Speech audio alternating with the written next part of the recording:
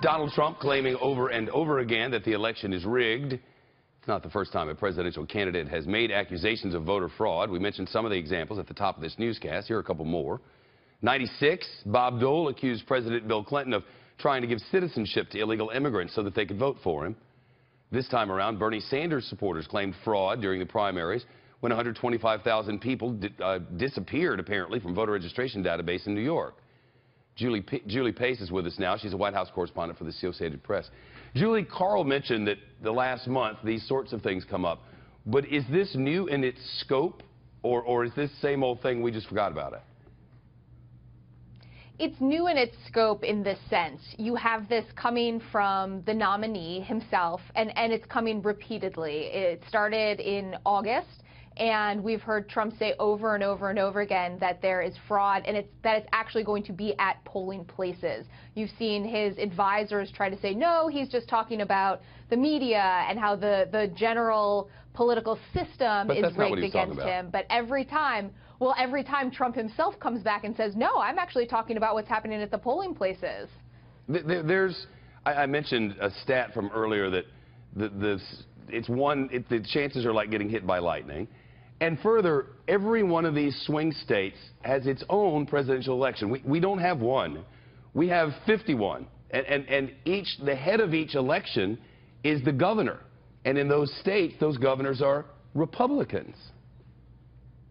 Exactly. I mean, I think it's important that people really have a good understanding of how our elections occur. And they're run by the states. These are individual statewide elections, essentially. A lot of these states, as you mentioned, have Republicans who are governors, which means that the Secretary of State in those locations are also generally Republicans.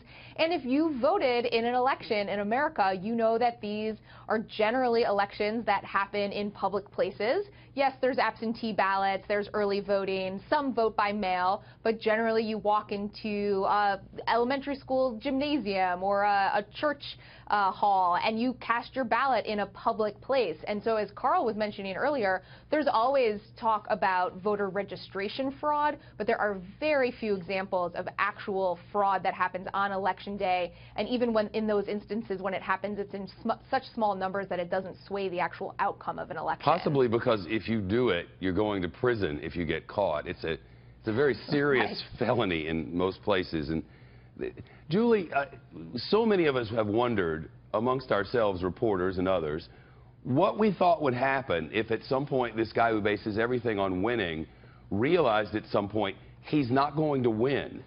Is that what we're learning now, the last-minute strategy that I didn't lose, it was rigged? Is that what this is, or what?